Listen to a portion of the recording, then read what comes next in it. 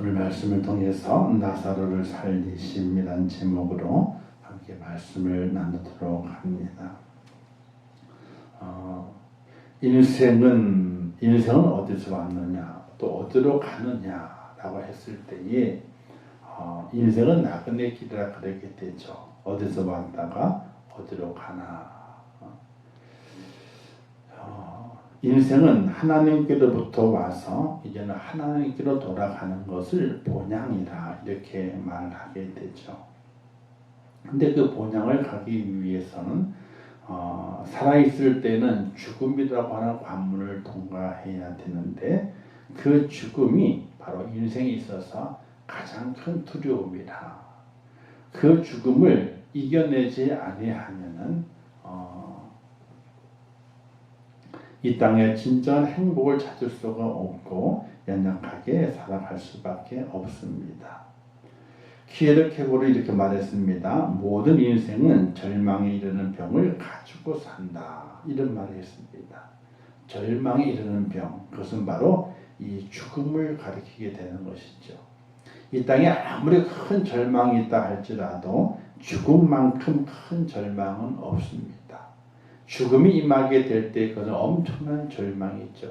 그래서 이 땅에 있는 모든 사람들, 많이 배운 사람이나 적게 배운 사람이나 돈이 많은 사람이나 돈이 없는 사람이나 권세가 있는 사람이나 권세가 없는 사람이나 다 두려워하는 것이 있는데 그것은 바로 죽음이라고 하는 것을 두려워한다는 것입니다. 우리 기독교에 개통해서 이제 운영하고 있는 호스피스 제도가 있습니다. 말기 암 환자들을 간호하면서 그들 속에 그 절망, 즉 큰 절망, 두려움, 죽음이라고 하는 걸 초월하는 그런 은혜를 끼치고 그들을 위해 기도하고 그들이 그 죽음을 맞이하게 될 때 두려움을 맞이하는 것이 아니라 기쁨으로 맞이할 수 있도록, 그리고 산 소망, 새로운 소망을 가지고 그 죽음을 맞이할 수 있도록 준비해 주게 되는 호스피스 제도가 있습니다. 참 많이 수고하게 되죠. 덜 죽음을 봅니다. 암의 고통 속에서 어찌할 바를 모르고 있는 그 많은 인생들을 돌보면서 그들의 마지막 가는 길이 고통이지만 그러나 그 고통을 고통으로 짊어지고 하는 것이 아니라 새로운 소망 가운데 절망을 이기고 죽음을 이기고 새 날을 볼 수 있도록 준비시켜주는 그런 많은 분들이 계시게 됩니다. 참으로 귀한 사역을 많이 감당하고 그 사역을 통해서 많은 이들에게 복음을 전하고 그들에게 죽음이라 하는 곳 속에서 산 소망, 부활의 소망으로 연결시켜 주게 되는 귀한 사역을 감당하시는 분들이 참으로 많습니다. 모든 사람들이 죽음을 절망이라고 말하게 됐죠. 그러나 우리 그리스도인은 죽음을 절망이라고 말해서는 절대로 안 됩니다. 누구나 한 번 태어난 인생은 한 번 죽게 되어 있는데 그것은 정한 이치입니다. 그러나 언제 죽을는지 알 수는 없지요.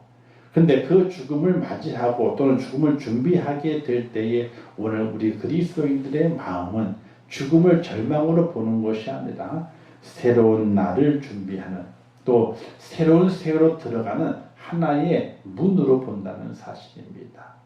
그래서 절망이 아니라 새로운 곳에 도전하고 새로운 곳을 향해 달려가는 소망으로 보는 것이 바로 죽음이라고 하는 것이지요. 오늘 본문에 있는 요한복음 11장에는 한 사람의 죽음을 이야기하게 됩니다. 그 사람이 누구냐면은 나사로에 대한 이야기를 하고 있게 되죠. 나사로가 병들었습니다. 이 나사로는 누구냐면요, 그에게는 마리아와 마르다라고 하는 누이가 있습니다.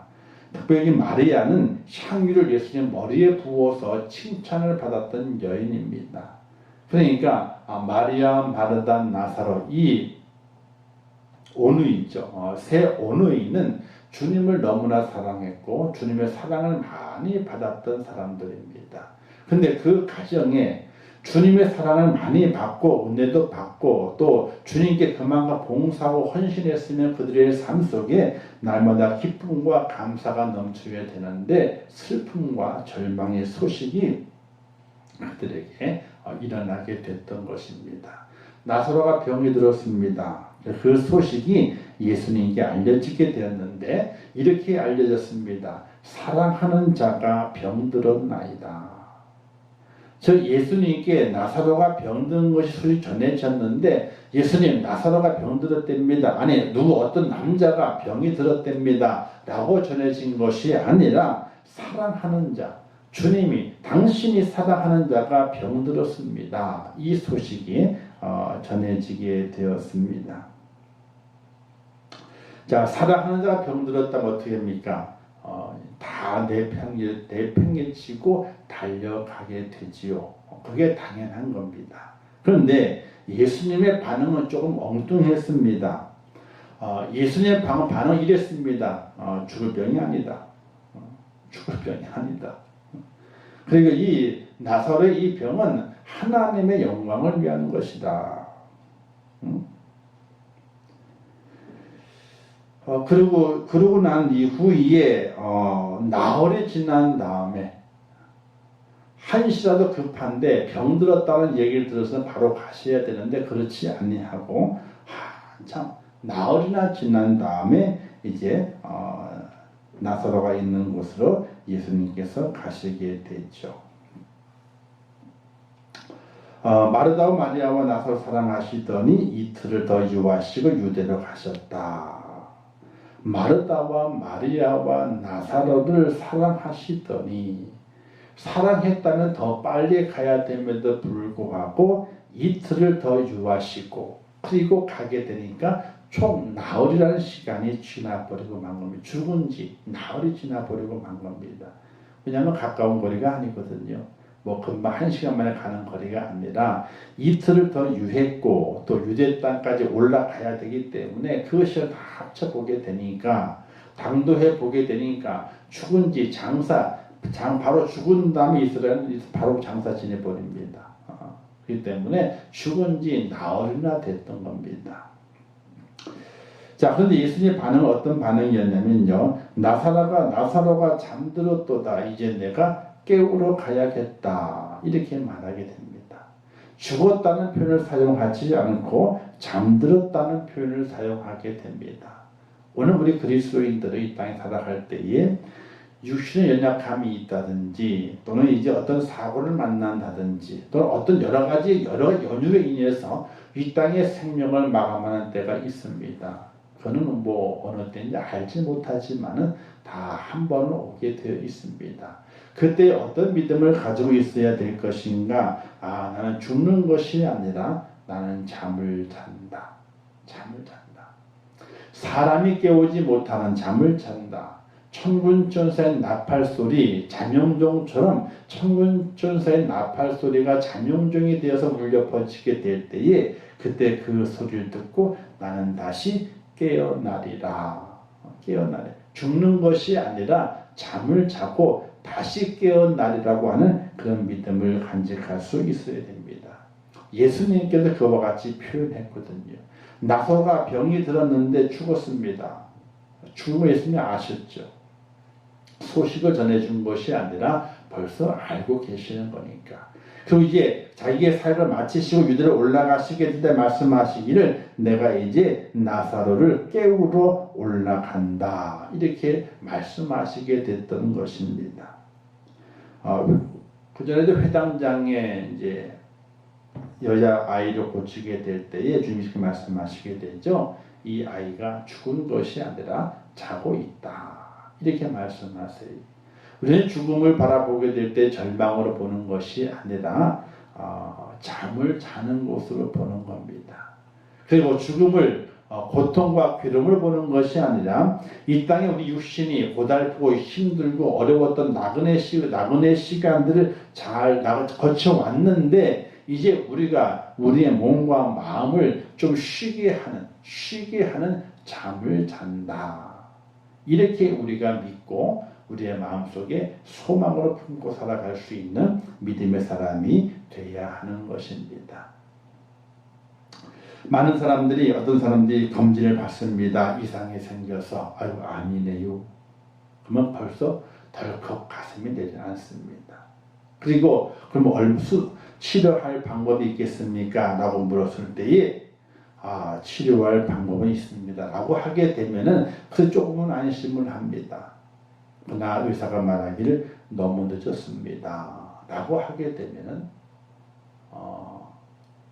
모든 의욕을 상실해 버리게 되는 그런 경우를 만나게 됩니다. 누군가에게만 그런 경우를 만나는 것이 아니라 모든 사람에게 그런 경우를 만날 수 있다는 겁니다. 그건 참으로 다행스러운 일이에요. 왜? 그래도 어느 정도는 마지막 순간을 자기의 모든 삶을 정리하고 준비할 시간이 있기 때문에 참으로 다행스러운 일입니다. 어떤 경우는요, 아침에 나갑니다. 출근하려고. 다녀올게 하고 나갔습니다. 그러나 다녀올게 한 말이 마지막 말이 된 사람들이 수도 없이 많아요.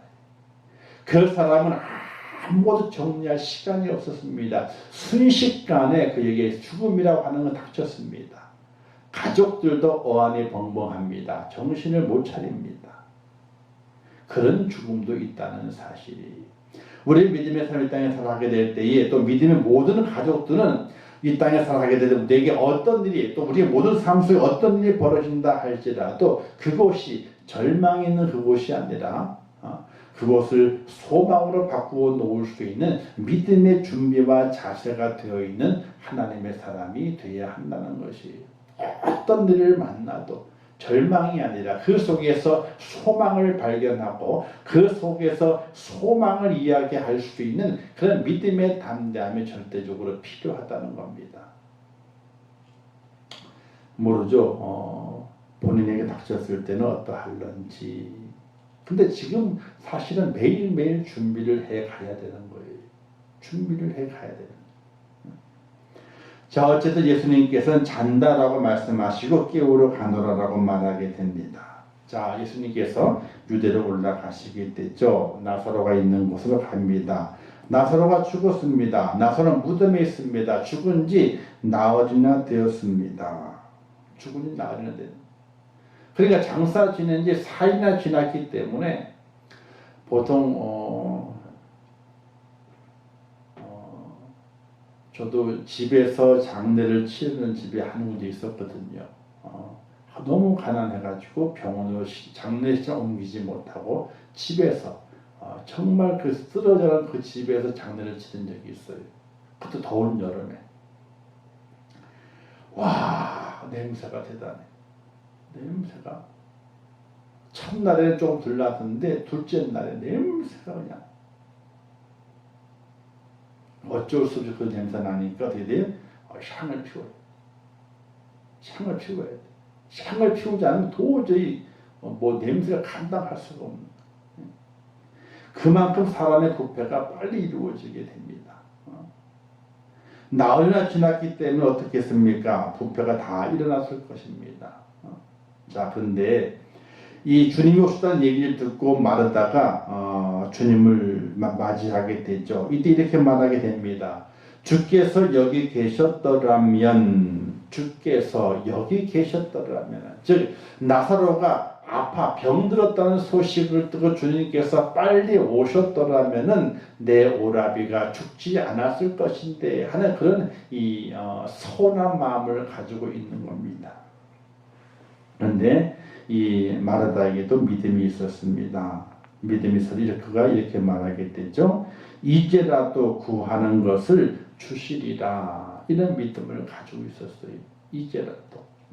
오늘 우리가 살아가게 될 때에 정말 억장이 무너지는 일을 만날 수 있습니다. 그리고 마음에 서운한 마음, 그런 마음을 가지고 살아갈 수 있습니다. 그러나 그 서운한 마음이 우리의 마음을 지배하도 두는 것이 아니라 그 속에서 소망 있는 모습으로 우리가 세워져야 하는 것이 이제라도 구하는 것을 주시리라. 그게 이제 우리가 읽지는 않았지만은 11장 22절 말씀이 있죠. 나는 이제라도 주께서 무엇이든지 하나님께 구하시는 것을 하나님이 주실 줄을 아나이다. 이 마르다의 고백이에요. 오늘 우리가 마르다가 믿음이 없는 것 같지만은 그러나 마르다가 믿음이 있습니다. 그가 주님이 계셨더라면 오라비가 죽지 않았을 것이다 하는 그런 후회스러운 마음도 있지만은, 그러나 지금이라도 무엇이든지 하나님께 구하시면, 주님께서 하나님께 구하시게 되면은 하나님이 우리에게 주실 줄 믿나이다. 이런 고백을 가지고 있어요. 우리는 절망 속에서 넘어지고 깨지고 자빠지는 자가 아니라 절망 속에서 소망을 붙잡는 믿음의 사람이 되어야 하는 것입니다. 그 소망은 어디에 있느냐? 그 소망은 하나님께 있는 겁니다. 하나님을 붙잡을 수 있는 은혜와 은총이 오늘 우리 속에 분명히 있어져야 됩니다. 백부장도 이런 믿음을 가지고 칭찬했죠. 예수님께서 말씀만 하옵소서 라는 믿음 때문에 칭찬을 받았어요. 또 왕의 신하의 믿음이 있었죠. 지난주에 했던 말씀 가운데 있는 것인데, 내 딸이 나았다 하는 그런 말을 듣고 예수님을 떠나서 자기 집으로 돌아갔어요. 하루길 걸러 있는 자기 집으로 돌아갔어요. 나았다. 말씀을 그대로 믿었어요. 이 말을 또 그냥 단순한 믿음이 있는 것이 아니라 지금의 이제 뭡니까? 내 오라비가 죽었을지라도 이제라도 주님께서 하나님께 아뢰기만 하면은 하나님께서 내게 주실 줄을 믿습니다 하는 그런 위대한 믿음을 가지고 있어요. 오늘 우리들에게도 이 마르다와 같은 믿음이 꼭 필요합니다. 자, 모든 일이 다 일어났어요. 일어나지 않았으면 좋을 일이지만 일어나 버리고 말았어요. 그때의 절망 가운데 있는 것이 아니라 다 어려고 힘든 일이 일어났지만 그 속에서 기도하게 될 때에 하나님께서 원하시면 이 모든 것들 속에서 새로운 것을 내게 주실 줄 믿습니다 하는 그런 믿음의 기도가 필요하게 되는 거예요. 성경에 그와 같은 사람이 있습니다. 바로 욥이 그랬죠. 욥이 다 가져갔잖아요. 자녀도 가져가고 재산도 가져가고 부인은 하나님을 저주하라 죽으라 그러고 친구들은 와가지고 위로하다가 처음에는 욥을 어떻게 돼요? 너가 죄를 지었기 때문에 그렇지 라고 타박하게 돼요. 그 모든 것을 다 잃어버린 절망적인 그 상황 속에서 욥이 마지막에 하나님을 붙들어요. 하나님을 욕하지 않고 하나님을 부인하지 않고 주신 자도 여호와시요 취하신 자도 여호와시니 라고 하나님을 고백하게 돼요. 이때 하나님께서 그의 다 무너졌던 것들을 다 회복시켜 주시게 되는 은혜를 그에게 베푸시게 되거든요. 오늘 우리에게 욥의 모습을 기억하고 또 주님의 이 모습을 기억하고 마르다의 믿음을 바라보면서 우리도 이와 같이 하나님께서 원하시면 나를 누운 자리에서 다시 일으키시고 나를 부서진 자리에서 다시 회복시키셔서 하나님의 영광의 자리를 인도하신다는 사실을 믿는 믿음의 사람이 되시기를 주님의 이름으로 축원합니다. 자, 예수님께서 나사로가 다시 살 것을 말씀하게 되죠. 23절에 내 오라비가 다시 살아나리라. 근데 마르다는 다시 살아난다는 그 의미를 지금 바로 살아날 것을 의미한 것으로 받아들이진 않았어요. 나중에 부활해서 하나님의 나라에 들어갈 것을, 영원한 나라에 들어갈 것이라고 그렇게만 생각을 했어요. 주님 뭐라 말씀하시게 됩니까? 나는 부활이요 생명이니 나를 믿는 자는 죽어도 살겠고 무릇 살아서 나를 믿는 자는 영원히 죽지 아니하리니. 나를 믿는 자는 죽어도 살겠고 살아서 나를 믿는 자는 영원히 산다. 자, 나사로는 죽었습니다. 그런데 예수님을 부활이요 생명이라고 믿을 때에 다시 살게 되는 은혜가 있을 것이며, 그리고 살아있는 동안의 믿음을 가지고 살아가게 될 때에 살아서 영원한 나라에 들어갈 자도 있을 것이라고 하는 그런 말씀을 하시게 됩니다. 오늘 우리의 부활신앙은 어떤 모습이어야 되느냐? 바로 죽음의 문을 뛰어넘어서 하나님의 나라에 들어간다고 하는, 새 나라에 들어간다고 하는 그 믿음을 가지고 있어야 될 것이고, 살아생전에 주님이 이 땅에 다시 오시게 될 때 그때에 나가 영원한 나라에 들어간다고 하는 그런 믿음도 함께 가지고 있어야 됩니다. 저는 한편으로 생각을 해보게 되면 어떤 생각을 내가 살아있을 때 주님 오시면 정말 멋지겠다 하는 생각을 해보게 돼요. 지금 내가 살아있을 때 주님 오셔서 살아있는 모습, 이 모습, 누구처럼? 에녹처럼 또는 엘리야처럼 죽음을, 인간의 절망인 죽음을 보지 않고 천국에 들어간다고 하는 얼마나 큰 축복일까, 이런 걸 생각을 해보게 됩니다. 주님께서 그와 같이 말씀하신 것이죠. 죽은 자도 살아날 것이고 살아서 믿는 자는 죽음을 보지 않고 영원한 나라에 들어갈 자도 있을 것이다. 이렇게 말씀하게 되는 겁니다. 이때 마리아가 마르다 이렇게 분명하죠. 주여 그러하웨이다. 그러하웨다. 그렇습니다. 주님 그렇습니다. 지금 마르다의 처음 고백은 자기 오라버니 나사로가 살아나긴 살아나는데 지금 살아나는 것이 아니라 어떻게 돼요? 주님이 그 새로운 나라, 영원한 나라가 이루어지게 될 때에, 그때에 부활할 것을 갖고 있었지만은 주님 말씀하신 것처럼 죽은 자가 살아나게 될 것이고 살아서 믿는 자는 영원하다, 이렇게 말씀하시는 가운데 예수님 말씀대로 그렇게 될 줄 믿나이다, 이렇게 고백하고 있습니다. 주여 그러하외다. 주는 그리스도시요, 바로 구원자죠. 구원자, 세상에 오신 하나님의 아들 메시아.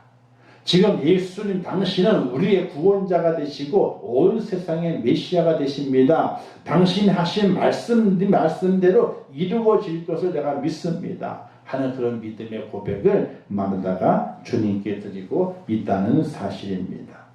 오늘 우리의 믿음은 어떻습니까? 우리의 믿음은 한결같아야 됩니다.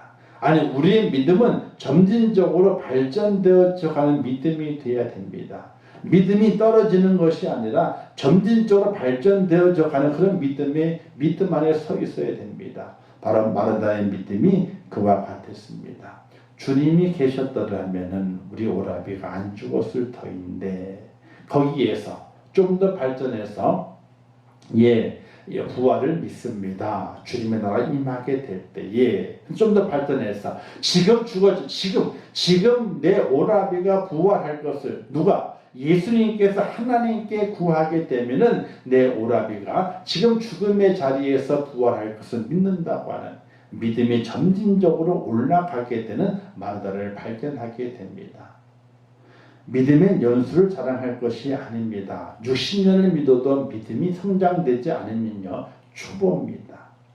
초보입니다. 그러나 1년을 믿어서도 그 믿음이 점진적으로 자라져 가게 되면 그 믿음이 칭찬받을 만한 믿음이 되는 겁니다. 우리 그걸 잘 기억하고 칭찬받는 믿음의 사람이 되어야 하는 것이죠. 자, 이제 나사로의 부활이 있습니다. 그를 어디에 두었느냐? 돌을 옮겨 놓으라. 나사로야 나오너라. 나사로가 나오니 풀어놓아 다니게 하라. 이렇게 말씀하게 됩니다. 44절 말씀이 기록된 거죠. 예수님이 나사로를 부활시킵니다. 죽음의 자리에서 산 자의 자리로 그를 다시 옮겨 놓게 되지요. 자, 이와 같이 죽음의 자리에서 산 자의 자리로 부활입니다. 왜? 죽은 지 나흘이나 돼서 무덤에 장사 지낸 자를 무덤 바깥으로 불러내는 부활의 은혜를 그에게 허락해 주시게 됩니다. 지금의 이 나사로의 부활과 우리의 부활은 다를 수 있습니다. 왜? 우리의 부활은 육체적인 부활도 함께 되지만은 영의 부활도 함께 되어서 예수님이 부활하신 것처럼 그런 형체의 모습 부활하기 때문에 지금 나사로의 부활의 형체적인 모습과는 조금 다른 모습입니다.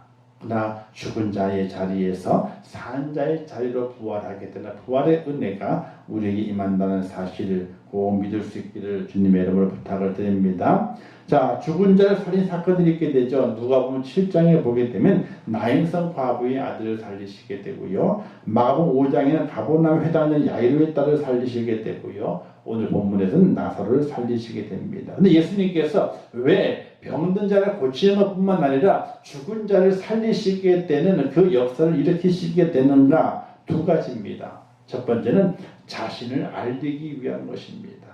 이 예수님 누군가? 예수님 누구신가? 바로 그리스도이심을 개자밖에 하는데 시자, 계시, 드러내시, 그리스도이심을 구원자임을 드러내기 위해서 죽은 자를 살리신 겁니다. 그래서 예수님의 계시는요, 말씀 계시가 있고 행동 계시가 있어요. 그래서 말씀으로 가르치면서 알지 못하는 깨닫게 만드시는 그런 계시가 있었고, 이 행동으로 보여주는 계시가 있는 겁니다. 죽은 자를 살리시는 행동 계시를 통해서 그리스도이심을 보여주기 위한 것이에요. 자기 자신을 알리기 위한 것이었어요. 두 번째는요, 모든 인생에는 부활이 있다 하는 것을 보여주시게 되는 겁니다. 우리 주님만 부활하는 것이 아니라 인생도 이와 같이 죽은 자의 자리에 다시 살게 되는 그런 부활이 있다고 하는 것을 보여주시게 되는 겁니다. 그래서 이제 주님께서는 부활의 약속을 하시게 되죠. 고린도서 15장 말씀에서 주님의 부활의 증인들에 대해 말씀하시게 되고, 부활의 천년이 되셨다는 말씀하시게 되고, 이것을 믿느냐라는 말씀을 하시게 되는데, 나는 부활의 생명이니 죽어도 살아야겠고 살아서 믿는 자는 영원히 죽지 아니하리라. 이것을 믿느냐, 부활을 믿느냐, 부활에 대한 약속을 하시면서 이 부활을 믿느냐라고 우리에게 말씀하시게 됩니다. 우리는 부활을 믿습니다 라는 고백이 필요하게 되는 것이, 부활이 없다면요, 저는 예수를 안 믿습니다. 왜? 사람이 살다가 한 번 죽는 것은 인생 끝난다, 부활이 없다, 그건 믿을 필요가 없는 거예요. 부활 이후에, 이제 다음에 나오겠지만, 부활 이후에, 부활은 생명의 부활이고 심판의 부활이 있게 되는데, 부활 이후에 영생과 심판 나눠지게 되거든요. 이 부활이 없다면은 예수를 믿을 필요가 없는 거예요. 인생은 한 번 났다가 한 번 죽는 것이 정한 이치, 그건 창조 이치라고 할 수도 있지만, 사람이 그렇게 사는, 기본적으로 그렇게 삽니다. 한 번 태어나서 한 번 죽습니다. 그걸로 끝이다. 그러면 예수를 믿을 필요가 없는 겁니다. 왜? 심판이 없기 때문에 그렇죠. 뭐 죽으면 끝났는데, 죽으면 다 끝인데, 그러면 예수 믿을 필요가 없는 거예요. 내 마음대로 내 뜻대로 마음대로 살다가 죽지 뭐 꼴까다 하고 죽으면 끝나는 겁니다. 그런데 그것이 아니죠. 주님께서 부활을 말씀하셨고, 또 그 부활의 증인으로 이 땅에 오시는 그 주님의 계시를 바라보게 될 때에 부활을 약속하신 것을 확실하게 믿는 믿음의 사람이 되어야 될 것이며, 늘 우리 속에 부활에 대한 은혜와 부활에 대한 소망을 간직하며 살아갈 수 있는 믿음의 사람이 되어야 되는 겁니다. 그래서 기독교는요, 재림신앙과 부활신앙이 없으면 빈 껍데기입니다.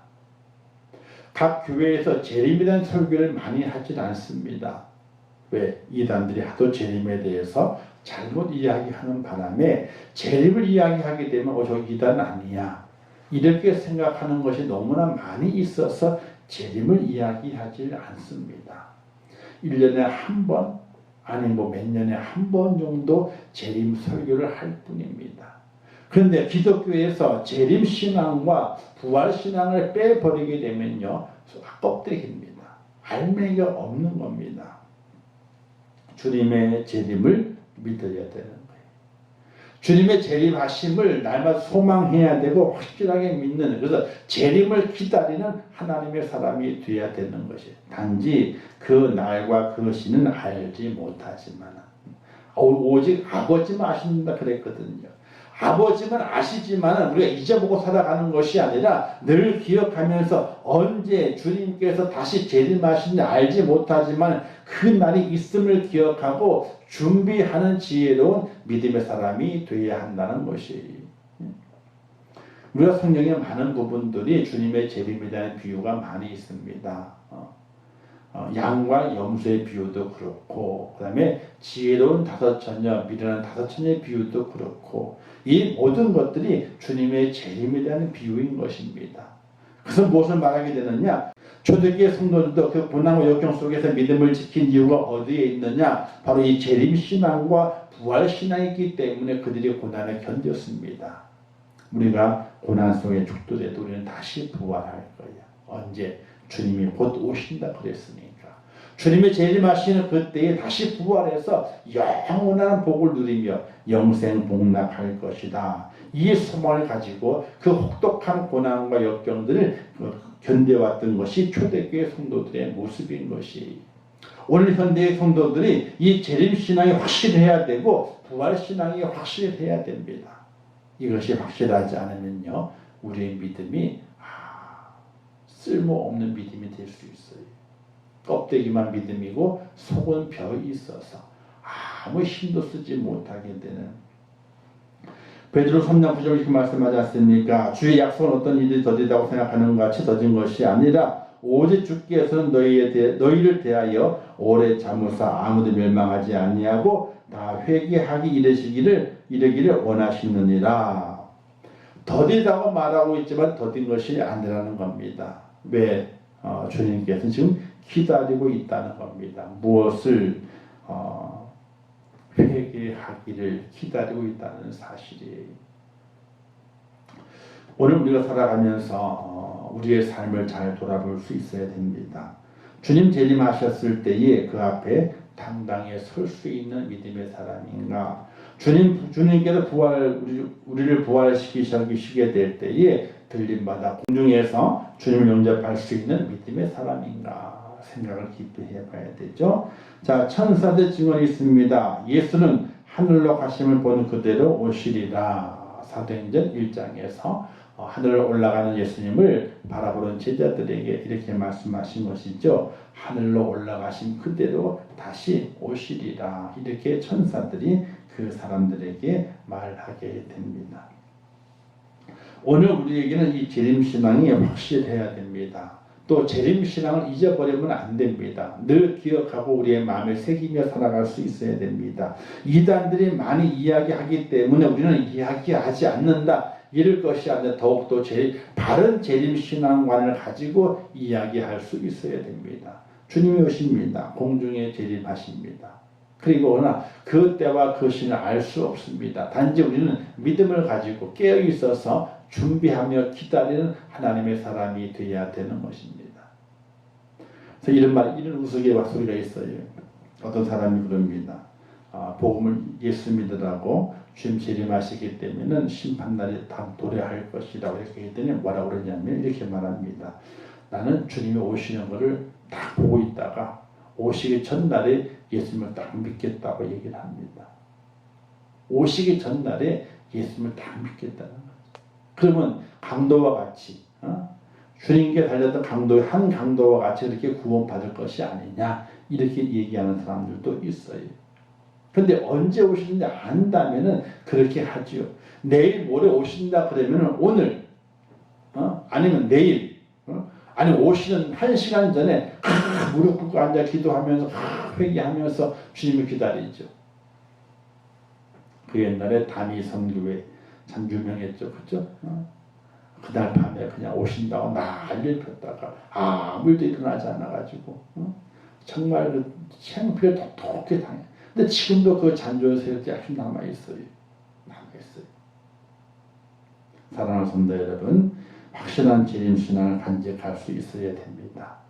재림신앙은 이단들이 이야기하는 그와 같은 모습이 아니라 진실함을 가지고 정확하게 재림신앙관을 가지고 재림을 준비하고 기다리는 하나님의 사람이 되어야 되죠. 그리고 부활신앙이 확실해야 됩니다. 자, 바울이 죽음을 두려워하지 않은 이유가 어디 있었겠습니까? 베드로와 사도들이 죽음을 두려워하지 않은 이유가 어디 있었겠습니까? 초대교회 성도들이 죽음을 두려워하지 않는 이유가 어디 있었겠습니까? 바로 부활신앙 때문에 죽음을 두려워하지 않은 겁니다. 다시 산다는 것. 근데 다시 살게 될 때는 그 환난과 고통이 없는 곳에서 영원한 즐거움과 그 축복을 가지고 사는 그 나라에 내가 다시 그 나라에서 부활한다는 이야기. 어린 나이로 탄생되는 것이 아니라 지금 내 모습 그대로 그 자리에 옮겨가서 그 영생 복락 누리는 그 자리에 내가 들어간다는 것입니다.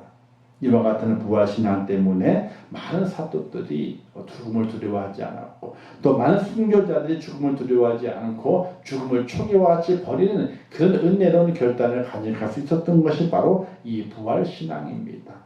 오늘 우리들에게도 부활신앙이 필요합니다. 이 두 종류의 부활이 있습니다. 생명의 부활이 있고 심판의 부활이 있습니다. 우리는 생각하게 되죠. 아, 믿는 사람들만 부활한다. 안 믿는 사람 부활하지 않는다. 아닙니다. 다 부활합니다. 다 부활해요. 근데 부활의 목적이 달라요. 믿음을 가진 자는 구원을 받은 자는 생명의 부활을 통해 천국으로 가기 위해 부활하는 것이고 믿음이 없는 자, 구원받지 못하는 자들은 왜 부활하게 되느냐? 심판을 받아서 지옥불에 던져지기 위해서 다 부활하는 거예요. 우리 믿는 자만 부활하는 것이 아니라 모든 이들이 다 부활하게 되는 거예요. 왜? 믿는 자는 생명으로, 안 믿는 자는 구원받지 못한 자는 심판으로 가기 위해서 부활을 한다는 겁니다. 그래서 잘 믿어야 됩니다. 가족들이 잘 믿어야 돼요. 근데 부활의 때에는 너희가 부활을 잘못 알고 있다라고 해서 우리가 이제 성도가 돌아가시게 이제 장례를 치르게 이렇게 이야기 되죠. 천육과 다시 만납시다 이렇게 얘기하잖아요. 근데 우리 김성환 집사님이 먼저 돌아가셨어. 그리고 제가 그 다음 따라가거든요.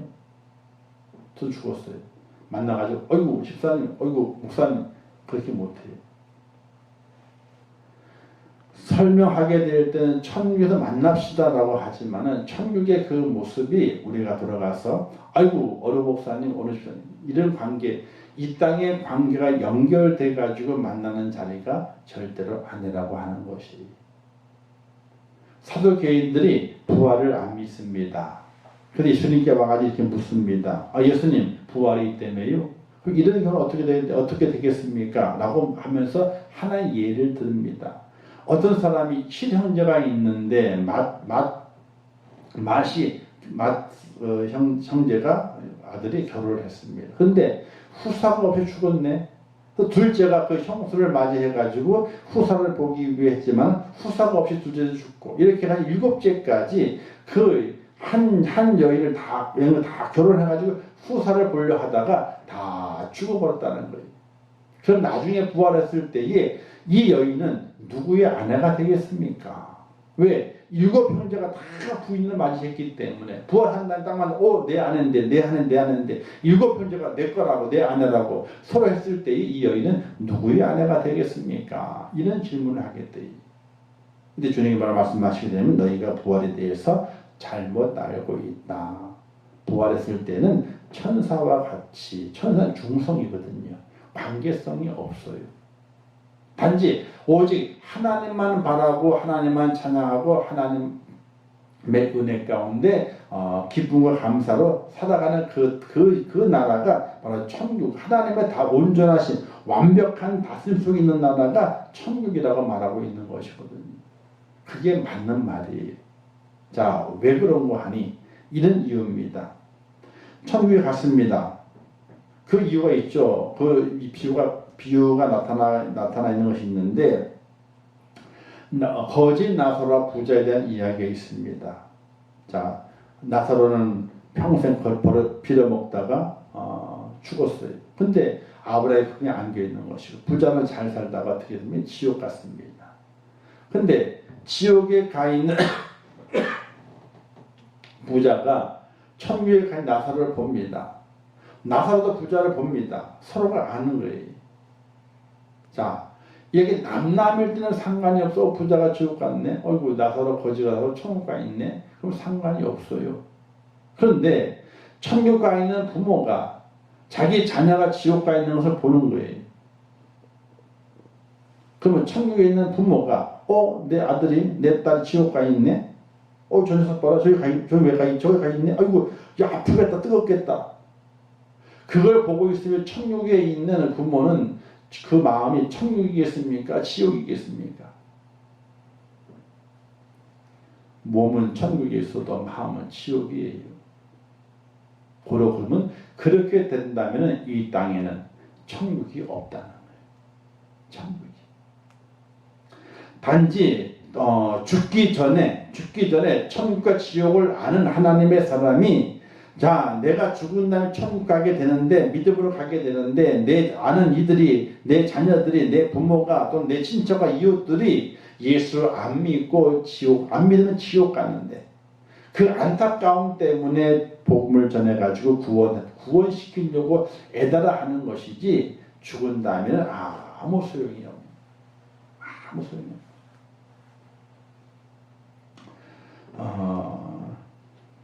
그래서 우리가 천국의 개념을 다시 만난다는 개념인데 만났을 때는 하나님의 은혜 가운데 구원받은 무리들로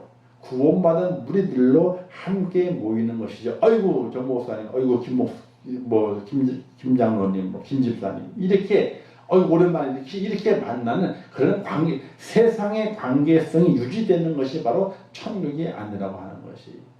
우리가 그걸 잘 개념을 알고 살아갈 수 있어야 되고, 그러나 안타깝게 우리의 마음을 갖는 것은 그렇게 천국 올라갔을 때에는 천국과 지옥에 있는 자들이 서로 알지 못하고 모르지만은 그러나 천국과 지옥이 있는 확실하게 아는 우리들, 천국의 즐거움과 지옥의 괴로움을 알고 있는 우리들은 그 지옥 간 이들에 대한 안타까운 마음을 가지고 그들이 천국 가도록 끝까지 복음을 전하는 일에 애써야 할 필요가 있다는 사실이. 만약에 그와 같은 마음도 없으면요, 사랑이 없는 거죠. 죽어가는데 내버려 두는 것과 똑같은 겁니다. 천국이 있고 지옥이 있는 걸 내가 믿는다면은 저가 지옥 가는데 그러면 그냥 둔다면요, 사랑이 없는 겁니다. 다른 건 다 양보할지 몰라도 믿음만큼은 양보해서는 안 되는 것이. 다리 몽둥이를 분질러서라도 교회에 끌어다 앉혀야 되고 어떻게 해서든지 간에 은혜를 받게 하기 위해서 기도하고 섬기고 사랑해주고 애쓸 필요가 있다는 사실이. 자, 주시는 교훈 어떤 교훈이 있게 되느냐? 이 교훈 단순한 겁니다. 큰 의미를 볼 수도 있지만은 성도는 예수 그리스도를 믿음으로 어떤 무엇을 재림신앙과 부활신앙을 가지고 살아가야 하는 것을 우리에게 말씀해 주게 돼요. 재림신앙, 부활신앙 이것을 가지고 살아가야 된다. 그리고 그 재림신앙과 부활신앙을 가지고 살아가게 될 때 두려워하지 말며 담대하게 살아갈 수 있는 성도가 될 것을 우리에게 말씀해 주고 있어요. 자, 이 사건 이후에 유대사회, 유대인들이 바뀌어요. 어떻게? 예수를 죽여야 되겠다. 이렇게 바뀌어요. 그 전까지는 그냥 살려두고 좀 말썽을 부려도 좀 소란스러워도 그냥 뒀었는데 나사로를 살린 다음에 그 다음에 저를 죽여야 되겠다. 그때부터 주님을 죽이기 위해서 공작을 꾸미기 시작하게 되는 거예요. 왜? 재림신앙과 부활신앙은 너무나 파격적인 거거든요. 오늘 우리에게도 이와 같이 나사로를 주님께 살리셨던 것처럼 부활이 있다 하는 그런 믿음을 간직하고 또 재림신앙을 간직하면서 세상의 두려움과 염려를 다 물리치고 담대함을 가지고 믿음으로 승리할 수 있는 하나님의 사람이 되어야 됩니다. 부활신앙이 없으면 믿음이 없는 거예요. 재림신앙이 없으면요, 믿음이 없는 거예요. 또 부활을 준비하고 재림을 준비하지 않으면 믿음이 없는 거예요. 언제 주님 오실는지 알 수 없어요. 내 인생의 종말, 개인의 종말과 우주적인 종말, 두 종말이 있게 되는데 그 두 종말이 언제 오는지 알 수 없어요. 아침에 나갈 때에 다녀올게 한 것이 개인의 종말일 수도 있어요. 그 다음 오늘 매일매일 어떤 준비를? 주님 만날 준비, 재림의 준비를, 그리고 부활의 준비를 하고 살아갈 수 있는 하나님의 사람이 되어야 된다는 것을 꼭 기억하고 잊어버리면 안 돼요. 재림신앙을 잊어버리면 안 되고 부활신앙을 잊어버리면 안 됩니다. 이게 없으면 믿음의 사람이 아니에요. 다른 거 다 있는데 사랑도 있고 섬김도 있고 헌신도 있고 봉사도 있고 다 있는데 재림신앙이 없고 부활신앙이 없어. 그걸 준비할 수 있는 믿음이 없어. 준비하는 믿음이 없어. 그러면 믿음이 없는 거예요. 그 믿음이 없는 거예요. 우리가 그것을 잘 기억하고 나사로가 주님에 의해서 부활한 것처럼 죽음에서 부활하는 일이 있다는 것, 또 온 우주적인 부활이 있다는 것을 기억하고 부활 신앙을 가지고 부활을 준비하고 또 재림 신앙을 가지고 주님의 재림을 준비할 수 있는 믿음의 사람이 되어서 언제 어느 때에 주님 오실는지 알지 못하지만 잘 준비해서 오시는 그때에 영광스럽게 맞이하고 혹 죽었을지라도 다시 죽은 자의 자리에서 다시 일어나 맞이하고 살아있을 때는 산 자의 자리에서 주님을 맞이할 수 있는 그런 축복의 사람으로 저와 여러분이 세워질 수 있기를 주님의 이름으로 축원합니다. 기도하겠습니다. 좋으신 아버지 하나님 은혜를 감사합니다. 오늘 말씀을 잘 기억하게 하옵소서. 재림신앙과 부활신앙이 있어야 됩니다. 나사로가 부활한 것처럼 부활합니다. 죽은 자의 자리에서 산 자의 자리로 다시 일어서는 일이 있습니다. 이것을 통해서 우리는 바라보게 될 때 주님의 재림을 기대하고 또 주님께서 우리를 부활시키시는 그 때를 준비할 수 있는 믿음의 사람이 될 수 있도록 은혜를 베풀어 주시옵소서. 예수님의 이름으로 기도하옵나이다. 아멘. 하늘에 계신 우리 아버지여, 이름이 거룩히 여김을 받으시오며 나라에 임하옵시오며 뜻이 하늘에서 이룬 것 같이 땅에서도 이루어지이다. 오늘날 우리에게 일용할 양식을 주옵시고 우리가 우리에게 죄 지은 자를 사하여 준 것 같이 우리 죄를 사하여 주옵시고 우리를 시험에 들게 하지 마옵시고 다만 악에서 구하옵소서. 대개 나라와 권세와 영광이 아버지께 영원히 싸움나이다. 아멘. 아버지 함께 하시고 주의 은혜와 사랑으로 축복하시며 하시옵소서. 죄를 붙으시옵소서. 주의 사랑으로 온전하게 하시옵소서. 하나님의 은혜 안에 있게 하시고 주의 축복 안에 있게 하시고 하나님의 도우심과 인도하심 가운데 서게 도와주시고 아버지 재림신앙과 부활신앙을 통해서 우리의 믿음을 확고해지게 도와주시고